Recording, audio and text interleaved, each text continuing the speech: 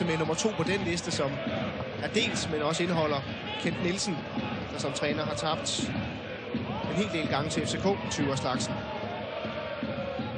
Han så lidt op.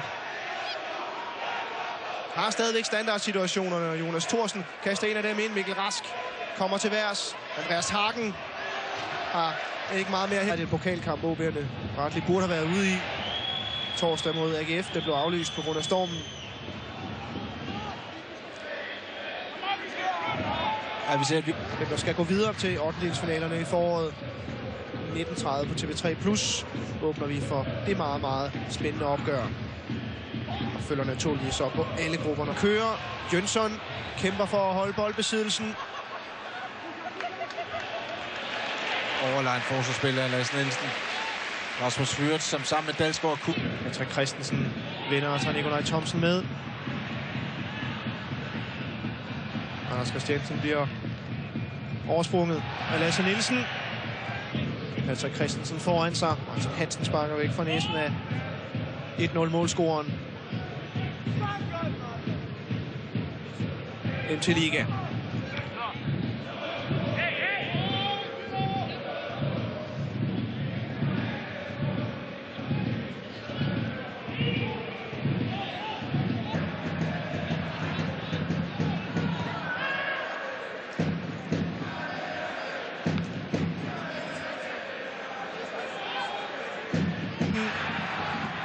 Og et spark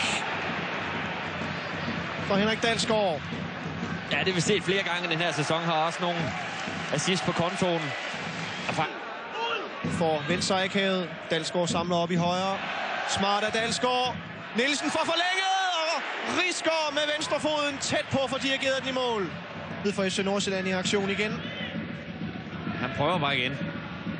Chippet indlæg igen. Afvist af OB'erne. Den dimension af spillet har de fået bedre.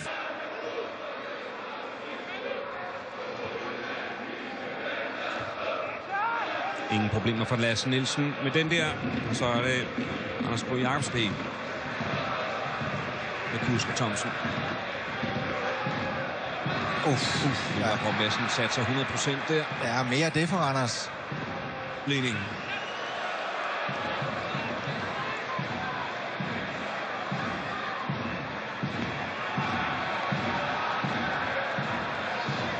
Fodboldkamp indeholder. Må man bestemt sige.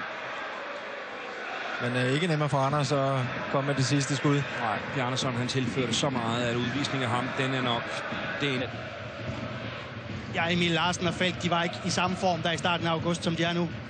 Nej, altså nu er det jo bare et øjebliks ukoncentreret, ikke så, men altså i OB.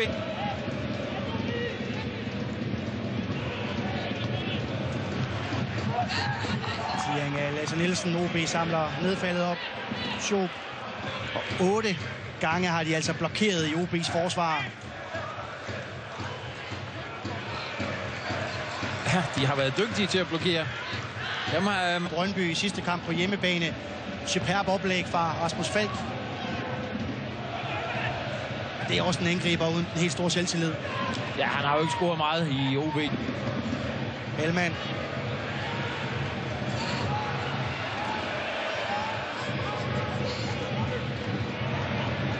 Ja, så er der en Sammenagtig i bruderne på Abdelao, der konsekvent afslutter.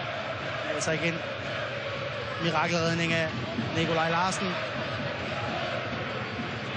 har ganske få situationer at få omstillinger imod sig, der har ført til kæmpe chancer. Eller Toppel har inden for 5 minutter 2-3 store redninger. Men efter det har OB ikke rigtig haft. Kasper Kusk meget tæt på at finde Rasmus Jønsson.